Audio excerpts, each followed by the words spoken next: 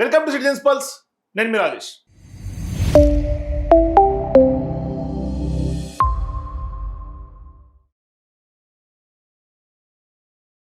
మన తెలంగాణలో ఉన్నటువంటి మంత్రివర్గం ముగ్గురు మంత్రులు కూడా ఇవాళ అబాస్ పాలయ్యారు. తెలంగాణ సమాజం ముందు ఒక్కసారిగా సవాల్ స్వీకరించి దమ్ము నిరూపించుకోలేక బీఆర్ఎస్ పార్టీ నాయకుల దెబ్బకు ప్రతిపక్ష పార్టీ యొక్క ఇచ్చినటువంటి స్ట్రోక్కు ఇవాళ ముగ్గురు మంత్రులు ఒక్కసారిగా తోక ముడిచారని చెప్పుకోవాలి. మరోవైపు జూపల్లి కృష్ణారావు గారు కూడా ఇవాళ పెద్ద ఎత్తున నిన్న కేటీఆర్ గారు మాట్లాడినటువంటి నేపథ్యంలో కేటీఆర్ గారు సవాల్ స్వీకరించినటువంటి జూపల్లి గారు ఇవాళ తోక ముడిచారని చెప్పాలి. ఇక్కడ చూసుకోవచ్చు, తెలంగాణ భవన్లో ఆనరబుల్ మినిస్టర్ శ్రీ జూపల్లి కృష్ణారావు గారు అంటూ కూడా డిబేట్కి కుర్చీ ఏర్పాటు చేశారు. మరి ఆ కుర్చీ ఏర్పాటు చేసిన తర్వాత కూడా ఇవాళ జూపల్లి గారు వెళ్ళలేదు. పెద్ద ఎత్తున ఉదయం నుంచి ఒక హైట్ డ్రామా తెలంగాణ భవన్ దగ్గర నెలకొంటా ఉంది. మరోవైపు మంత్రులు పెద్ద ఎత్తున ముగ్గురు మంత్రులు అడ్లూరి లక్ష్మణ్, అట్లాగే పొన్నం ప్రభాకర్, అజారుద్దీన్, జూపల్లి ముందుగా 2000 కోట్లకు పైగా పెద్ద ఎత్తున ఇవాళ గురుకులాల్లో స్కామ్ జరిగింది అనే ఒక ఆరోపణలు చేస్తున్నటువంటి నేపథ్యంలో వాటిని ప్రూవ్ చేస్తామంటూ బీఆర్ఎస్ పార్టీ నాయకులు పెద్ద ఎత్తున ఇవాళ సవాల్ విసురుతూ ఉన్నారు. మరోవైపు దానికి సంబంధించి ఆర్ఎస్ ప్రవీణ్ కుమార్ గారితో పాటుగా హరీష్ రావు గారు కూడా కొన్ని ఆధారాలతో ఇవాళ ప్రెస్ క్లబ్ కి బయలుదేరుతున్నటువంటి నేపథ్యంలో వారిని అడ్డుకున్నారు. మరోవైపు జూపల్లి కృష్ణారావు గారు కూడా తాజాగా ఆయన చేసినటువంటి వ్యాఖ్య, కేసీఆర్ గారి హయాంలో 10 ఏళ్లలో పెద్ద ఎత్తున 7-8 లక్షల కోట్లు అప్పులైపోయినాయి అని చెప్పేసారు. సో దానికి కూడా కేటీఆర్ గారు కౌంటర్ ఇచ్చారు. ఎక్కడికి చర్చకు రమ్మన్న సిద్ధం, మీరు వస్తారా, మీ ముఖ్యమంత్రి వస్తారా, రాహుల్ గాంధీ వస్తారా, మీరు రండి చర్చకు సిద్ధం అంటూ కూడా చెప్తూ విభజన టైంలో అప్పు ఉన్నటువంటి అప్పు కేవలం 72,000 కోట్లు మాత్రమే అని కేటీఆర్ గారు నిన్న స్పష్టంగా చెప్పారు. అట్లాగే కేసీఆర్ గారి హయాంలో కూడా 2,78,000 కోట్ల మాత్రమే అప్పు అయింది. అట్లాగే 2023 నాటికి మొత్తం అప్పు కనుక చూసుకుంటే 3,50,000, అంటే 3,50,000లో నుంచి 72,000 కనుక పోతే 2,78,000 మాత్రమే కేసీఆర్ గారి హయాంలో అనేది ఆయన చెప్తున్నాడు. కానీ తెలంగాణ ఏర్పడిన నాటికి 69,000 కోట్ల అప్పులు ఉండగా 2023 కాంగ్రెస్ వచ్చే నాటికి 8,11,000 కోట్లు అప్పయింది. కేసీఆర్ గారి హయాంలో 7,42,000 కోట్లు అప్పు చేశారు అంటూ కూడా కాంగ్రెస్ పార్టీ మంత్రులు జూపల్లి కృష్ణారావు గారు కూడా ఇవాళ ఆరోపణలు చేస్తున్నటువంటి నేపథ్యంలో అది ప్రూవ్ చేసుకోలేక ఇవాళ తోక ముడిచారు. అంటే కేవలం సవాల్ విసరటం కాదు, బీఆర్ఎస్ పార్టీ సవాల్ స్వీకరించింది. పార్లమెంట్ లో చెప్పినటువంటి ఆర్బీఐ లెక్కను కూడా ఇవాళ బీఆర్ఎస్ పార్టీ నాయకులు బయట పెడతా ఉన్నారు. సో ఈ నేపథ్యంలో సవాల్ స్వీకరించి చర్చకు వస్తున్న, ఎక్కడికి రమ్మంటే అక్కడికి వస్తా, తెలంగాణ భవన్కి వస్తా అని చెప్పి తెలంగాణ భవన్ నుంచి మళ్ళీ ఆయన ప్లేస్ మార్చేయటం, తెలంగాణ భవన్ నుంచి గన్ పార్క్ మార్చడం, మరోవైపు తెలంగాణ భవన్కి వస్తారని అక్కడి నుంచి అక్కడ ఎదురు చూస్తున్నటువంటి కేటీఆర్ గారు వేచి చూస్తున్నప్పుడు కూడా అక్కడ రాకుండా అమరవీరుల స్తూపం అని చెప్పి మార్చుకున్నటువంటి పరిస్థితి. ఇక్కడ ఇప్పటికే కుర్చీ కూడా ఏర్పాటు చేశారు. ఒకసారి ఆ డ్రామా జరిగినటువంటి సిచ్యువేషన్ తెలంగాణ భవన్ లో ఒకసారి మనం చూసే ప్రయత్నం చేద్దాం. ఇది కేటీఆర్ గారు ఇస్తున్న సవాల్, అట్లాగే జూపల్లి గారికి సంబంధించినటువంటి ఆ సవాల్లో వాళ్ళు ఏం మాట్లాడుకుంటారో ఒకసారి వినండి. ఇప్పుడు నేను చెప్పిన లెక్క అబద్ధమైతే నేను ఈ రోజే రాజీనామా చేస్తా నా ఎమ్మెల్యే పదవికి. మరి కేటీఆర్ వస్తాడా, హరీష్ రావు వస్తాడా? నేను రుజువు చేయలేకపోతే అన్ని 100 అవసరం లేదు, 100 మంది అవసరం, రాహుల్ గాంధీ అవసరం లేదు, రేవంత్ రెడ్డి అవసరం లేదు. నేను రేపు పొద్దున్నే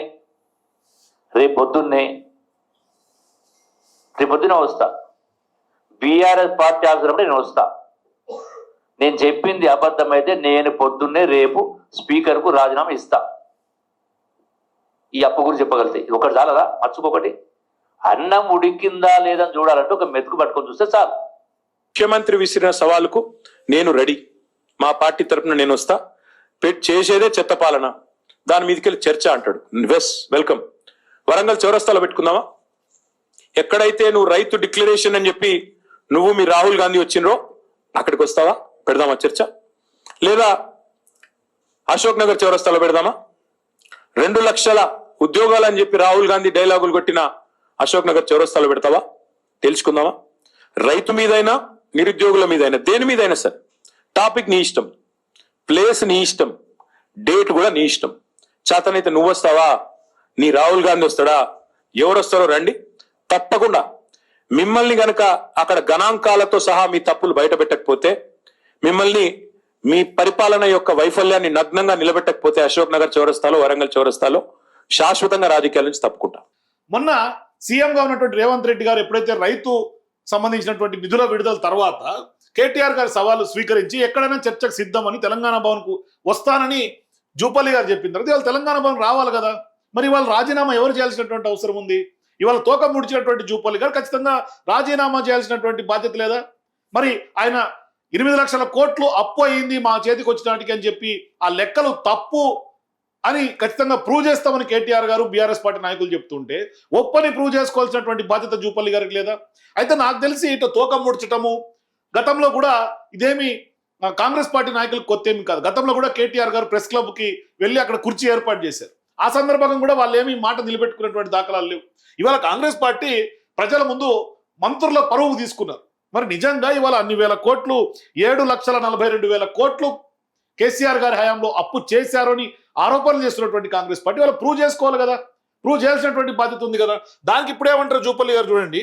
నిన్న కేటీఆర్ మాట్లాడిన దానిపైన నేను మా ప్రభుత్వం బీఆర్ఎస్ ప్రభుత్వం 10 సంవత్సరాల్లో 3,50,000 కోట్లు అప్పు చేసినామని మాట్లాడిన దానిపైన నేను స్పందించి 3,50,000 కోట్లు కాదు 8 లక్షల కోట్లు మొత్తం అంటే పాత బకాయి చేస్తే సుమారుగా 7,30,000 కోట్లు అప్పు చేసి రుజువు చేస్తే రుజువు చేయకపోతే నేను రాజీనామా చేస్తాను. నాకు ఇప్పుడే తెలిసింది హరీష్ రావు అమరవీర సుబ్రహ్మణ్యం నేను కూడా అడిగే వస్తున్నా 5 నిమిషాలు బాగా ఈ గాంధీ భవన్ కొద్దిగా 10 నిమిషాలు అంటే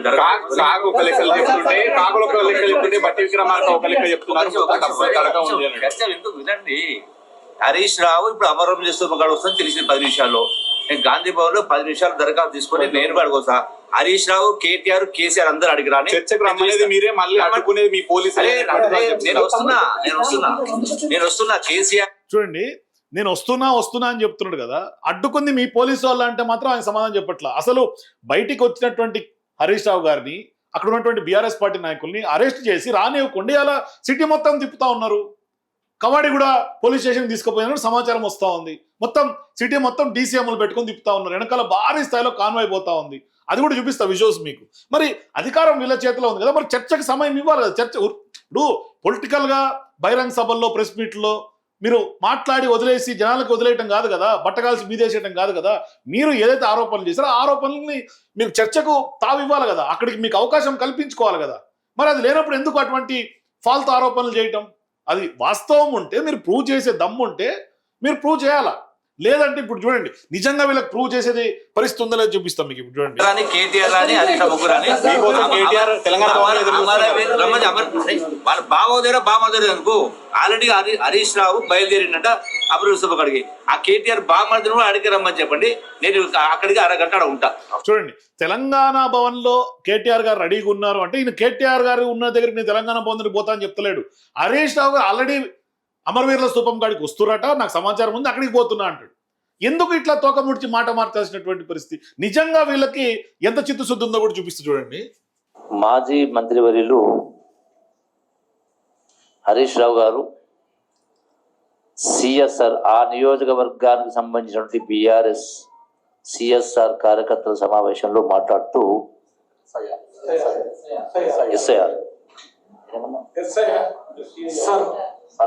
చూడండి ఈయనకి ఎస్ఐఆర్ ఏదో తెలియదు, సిఎస్ఆర్ ఏదో తెలియదు.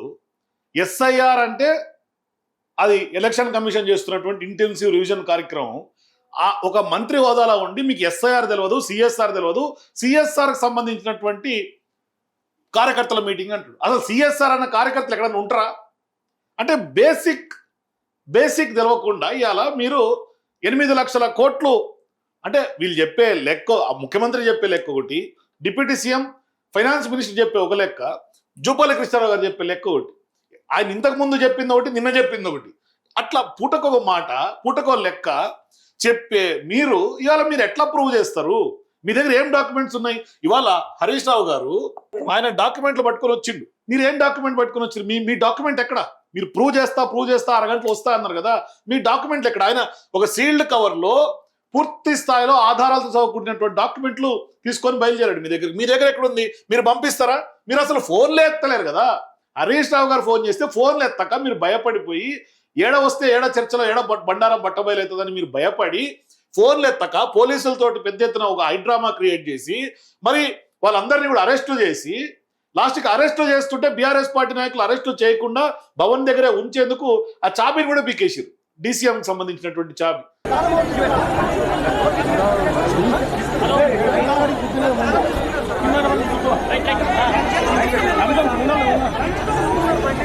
మరి అయినా కూడా మీరు బలవంతంగా అక్కడి నుంచి తీసుకెళ్లిపోయి అరెస్ట్ చేస్తే ఇవాళ చూడండి ఒకసారి, మమ్మల్ని రమ్మని ఆహ్వానించాడు.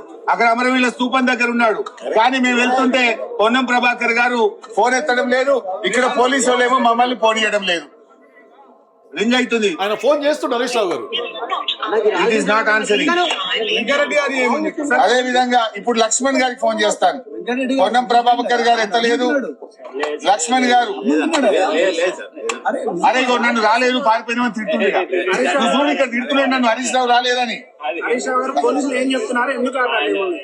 ఇగో లక్ష్మణ్ గారికి చేస్తున్నాను ఇప్పుడు. ఇందాక పొన్నం ప్రభాకర్ గారు ఫోన్ ఎత్తలేదు, ఇప్పుడు గౌరవ మంత్రి లక్ష్మణ్ గారికి కూడా నేను ఫోన్ చేస్తా ఉన్నా, రింగ్ అయితా ఉంది. లక్ష్మణ్ గారు కూడా ఫోన్ ఎత్తడం లేదు. గౌరవ లక్ష్మణ్ గారు పిలిచిన లక్ష్మణ్ గారు ఫోన్ ఎత్తట్లేదు. అక్కడేమో నన్ను పిలిచారు, మేము బయలుదేరితే పోలీసులను అడ్డం పెట్టి ఆపుతున్నారు. లక్ష్మణ్ గారికి ఫోన్ చేస్తే రింగ్ అవుతుంది, లక్ష్మణ్ గారు ఎత్తడం లేదు. పొన్నం ప్రభాకర్ గారు ఫోన్ ఎత్తడం లేదు. అది మీరు రమ్మంటారు చర్చకి, వస్తామంటేనేమో రానియకుండా పోలీసులను అడ్డు పెట్టి ఆఖరికి మీరు ఫోన్లు కూడా ఎత్తారు. మీరంతా కేవలం మీడియా ముందు డ్రామా. ఇవాళ అమరవీరుల స్తూపం కాడ కూర్చొని మీరు గొప్పలు చెప్తా ఉన్నారు, వాళ్ళు ఎవరు రావట్లేదు, మేము చెప్పింది నిజమని చెప్తా ఉన్నారు. మరి రావాలి కదా, వాళ్ళకి అవకాశం ఇవ్వాలి కదా. మీరు సవాల్ స్వీకరించి సవాల్ విసిరిన సందర్భంగా ఇరుపక్షాల మధ్య సవాలు విసురుకున్నప్పుడు ఎస్ వెల్కమ్, డిబేట్కి వెల్కమ్ చేయండి. ఆయన ప్రతిపక్ష పార్టీ నాయకుడిగా ఫ్లోర్ లీడర్, ఆయన బీఆర్ఎస్ పార్టీకి సంబంధించినటువంటి ఫ్లోర్ లీడర్ గా ఆధారాలతో పాటు వస్తున్నాడు. ఆయన ఊరికే రావట్లా, వేగ్గా రావట్లా, షీల్డ్ కవర్లో ఆధారాలు మీరు ప్రూవ్ చేయాలి కదా. ఆయన టెండర్లలో అవినీతి జరిగిందన్న అంశాన్ని ప్రూవ్ చేస్తానని ఆధారాలు తీసుకొస్తే మీరు తోక ముడిచినటువంటి పరిస్థితి. అలా నీకు దమ్ము ఉంటే నువ్వు మాట్లాడిన మాటల మీద నిజాయితీ ఉంటే రా. నువ్వేమన్నావు నిన్న 8 లక్షల కోట్ల అప్పు జరిగిందని రుజువు చేయకపోతే రాజీనామా చేసిపోతా అక్కడనే అన్నావు కదా. రాజీనామా కాగితం తీసుకొని రా చూపల్లి. నువ్వు ఎందుకు ఇలా ముఖం చాటేసినావు? ముఖ్యమంత్రి తిట్టిండా? మొట్టికాయలు పడ్డాయా? మరి ఇవాళ నిజంగా హరీష్ రావు గారు చెప్పినట్టు ఇవాళ రాజీనామా చేసే ప్రూవ్ చేయలేనటువంటి దమ్ము లేనటువంటి జూపల్లి కానీ వాళ్ళు ఖచ్చితంగా రాజీనామా చేయాలి కదా. నిజంగా రాజీనామా పత్రం తీసుకొని రావాలా. మరి తోక ముడిచిండ్రు, ముఖం చాటేసిండ్రు, వాస్తవమే కదా ఇదంతా. వీళ్ళు ఇంతమంది ఆధారాలతో సహా వస్తుంటే, కేటీఆర్ గారు కూడా ఆధారాలతో సహా వస్తుంటే విత్ డాక్యుమెంట్స్ ఎన్ని అప్పులు ఏంటి ఆర్బీఐ లెక్క చిట్టా మొత్తం తీసుకొని వస్తుంటే ఇలా మీరు ఉట్టి అదేమంటారు కదా డ్రామా క్రియేట్ చేసి వెళ్ళిపోయినటువంటి పరిస్థితి. మరి నిజంగా పోలీసులు పెట్టి అడ్డుకోవాల్సినటువంటి అవసరం ఏమొచ్చింది? సిటీ మొత్తం తిప్పాల్సినటువంటి అవసరం ఏమొచ్చింది? ఇలా వాస్తవానికి ఏం జరిగింది, ఎంత అప్పులని నిన్ననే ప్రెస్ మీట్లో క్లియర్గా చెప్పిండ్రు కదా. అవి ఇప్పుడు డాక్యుమెంట్స్ మీ దగ్గర తీసుకొని వస్తే పార్లమెంట్లో రిటర్న్గా ఇచ్చినటువంటి డాక్యుమెంట్స్ కూడా ఉన్నాయి. ఎంపీకి ఇచ్చినటువంటి సమాధానం ఉంది, ఆర్బీఐ చెప్పినటువంటి లెక్క ఉంది. సరిపోతుందా? భయమైందా? రాజీనామా చూపల్లి ఇవాళ జూపల్లి కృష్ణారావు ఇవాళ దొరికిపోయింది. అందుకే ఇవాళ ముఖం చాటేసి ఇవాళ తెలంగాణ భవన్ కు రాకుండా దగ్గర పోయి డ్రామా చేస్తా ఉన్నాడు జూపల్లి. నిజమే కదా. ఇప్పుడు తెలంగాణ భవన్కి వస్తానటువంటి జూపల్లి గన్పార్క్ దగ్గర పోవాల్సినటువంటి అవసరం ఏముంది? ఇంకోటి ఈయన గురుకులాల్లో జరిగినటువంటి టెండర్ల ప్రక్రియలో కూడా 2000 కోట్లు స్పష్టంగా విత్ ఆధారాలతో ఉన్నాయి. గురుకులాల టెండర్లలో ఆధారాలు ఉన్నాయి, అప్పుల విషయంలో ఆధారాలు ఉన్నాయి, చెత్త పాలన అని స్పష్టంగా చెప్తా ఉన్నారు బీఆర్ఎస్ పార్టీ నాయకులు. ఎస్ మీరు దాన్ని కాదు మేము ఇది చేసినామని చెప్పుకునే దమ్ము మీకు లేక తోక ముడిసిరియాల. ఇప్పుడు ఇవాళ ప్రభుత్వం మీదే కదా, మరి ఇట్లా తిప్పాల్సినటువంటి అవసరం ఏముంది? DCM లెక్కించి మొత్తం సిటీ మొత్తం తిప్పాల్సినటువంటి అవసరం ఏమొచ్చింది బీఆర్ఎస్ పార్టీ నాయకుల్ని? మీరు నిజంగా మీరు మాట మీద నిలబడే తత్వం అయితే, మీకు నిజంగా ఇవాళ ప్రూవ్ చేస్తాము అనే దమ్ము మీలో ఉంటే మీరు చర్చకు వెల్కమ్ చేయాలి కదా. ఇట్లా DCM లెక్కించి సిటీ మొత్తం తిప్పాల్సినటువంటి అవసరం ఏమొచ్చింది అంటే ఇక్కడే అర్థమైపోయింది లేదా ఎవరి భాగవతం ఏంది అనేది, ఎవరి డ్రామా ఏందో అర్థం కాలే. మరి ఇక్కడ కుర్చీ ఏర్పాటు చేసుకొని భవన్లోనే తెలంగాణ భవన్లో కేటీఆర్ గారు కూడా ఉన్నారు అక్కడ. ఇవాళ ఆయన ఇప్పుడు మీడియాతో కూడా మాట్లాడుతున్నారు. మరి అటువంటి సందర్భాల్లో మరి మీరు రావాలి కదా చర్చకు రాకుండా మీరు గాంధీ భవన్లో ఉండటం, అమరవీరుల స్తూపం కాడికి వెళ్ళటం ఇది కాదు కదా. మీరు ఎక్కడ చర్చకు వస్తా అన్నారు అక్కడికి రావాలి కదా. మీరే చెప్పారు ముందు తెలంగాణ భవన్కి వస్తా అని చెప్పేసి అని. మరి అంటే మా రాహుల్ గాంధీయో రేవంత్ రెడ్డి గారు అక్కర్లా నేను సరిపోతారన్నారు కదా. మరి మీరు సరిపోతే మీరు రావాలి కదా. రానప్పుడు మరి మీరు నిజంగానే ఇలా మీ చేతగాని పాలన అని ఒప్పుకున్నట్టే కదా. ఇలా మీకు మీరే అడ్డంగా ఇరుక్కున్నటువంటి పరిస్థితి, మంత్రులందరూ ఇరుక్కున్నటువంటి పరిస్థితి. అలా మీరు చెప్పుకునే సమాధానం చెప్పుకునే దమ్ము లేక ఒకసారి కేటీఆర్ గారు ఏమంటారు చూడండి. నాకు అర్థం కాని విషయం, చేతగాని వాళ్ళు ఎందుకు మాట్లాడాలి? జూపల్లి కృష్ణారావు గారిని అసలు అడిగింది ఎవడు? నేను మళ్ళీ చెప్తా ఉన్నా, మేము సవాల్ చేసింది రేవంత్ రెడ్డి గారిని లేదా రాహుల్ గాంధీ గారు ఎవరు వస్తారో చెప్పండి అన్నాం. వాళ్ళిద్దరూ కాకుండా సందట్లో సడేమియా నువ్వే దూరితివి. దూరి నేను వస్తా 11 గంటలకు తెలంగాణ భవన్ కొని డైలాగులు కొడితివి. ఇప్పుడు పారిపోతివి. ఇప్పుడు మళ్ళీ గన్ పార్క్ అంటివి. నేను ఆడికి వస్తా అంటే అరెస్ట్ చేయించబడితివి. మళ్ళీ మీదికెళ్ళి ఇప్పుడు కేసీఆర్ గారు రావాలా? మీ ముఖ్యమంత్రి గారి స్థాయికి మేమే ఎక్కువ ఉన్నమాట చెప్తున్నా. కేసీఆర్ గారు మీకు అంత స్థాయి లేదు. కేసీఆర్ గారు రావాలంటే రాహుల్ గాంధీ గారు వస్తే కేసీఆర్ గారిని మేము తీసుకొస్తాం. ఓకే, సో చూశారు కదా కేటీఆర్ గారు ఏమన్నారు. సో మొత్తం మీద ఇవాళ బీఆర్ఎస్ పార్టీ పూర్తి స్థాయిలో కాంగ్రెస్ పార్టీ మంత్రులను అడ్డంగా ఇరికించినటువంటి పరిస్థితి. ఎందుకంటే వాళ్ళు చెప్పినటువంటి ఆరోపణలన్నీ కేవలం వాస్తవం కాదు అని ప్రూవ్ అయిపోయింది. ఎందుకంటే గతంలో బీఆర్ఎస్ పార్టీ ఉన్నప్పుడేమో పెద్ద ఎత్తున మీరు మొత్తం రాష్ట్ర సంపదనంతా మెగా వాళ్ళకి దోచిపెట్టారు, లేకుంటే మెగా కృష్ణారెడ్డికి కాంట్రాక్టులు కట్టుబెట్టి. ఇవాళ రేవంత్ రెడ్డి గారు చేస్తున్న పరిస్థితి కూడా అదే. ఇవాళ రేవంత్ రెడ్డి గారు కూడా తెలంగాణ సీఎంఓలో ఇందాక పెట్టినటువంటి పోస్ట్ చూస్తే అన్ని కాంట్రాక్టులు అవన్నీ కూడా చేస్తా ఉన్నాడు. మొత్తం ఏదైనా మెగా పొంగులేటి వాళ్ళకి సంబంధించినటువంటి అనుకూల వర్గాలకు దోచిపెట్టడం తప్ప వేరే చేస్తున్నటువంటి దాఖలాలు ఏం కనిపించట్లా. కాబట్టి ఖచ్చితంగా ఇవాళ బీఆర్ఎస్ పార్టీ నాయకులు పూర్తి స్థాయిలో చర్చకు సిద్ధం అయినప్పటికీ కూడా వాళ్ళు ఇవాళ చర్చకు వెళ్తున్న సందర్భంలో కావాలనే పోలీసులను పెట్టి అనగదొక్కి వాళ్ళు అరెస్టులు చేస్తున్నటువంటి సందర్భం చూస్తున్న తర్వాత మీకేమనిపిస్తుంది? నిజంగా కాంగ్రెస్ పార్టీ మంత్రులు ఇవాళ ఎందుకు తోక ముడిచారు అనిపిస్తుంది? అంటే వాళ్ళు ఖచ్చితంగా తోక ముడిచారు అంటే వాళ్ళ ఆరోపణలో వాస్తవం లేదనేది సుస్పష్టంగా అర్థమవుతుంది. కాబట్టి మీరు కూడా మీ ఏప్రిల్ కింద నాకు కామెంట్స్ తెలియజేయండి. For more videos please watch citizens pulse.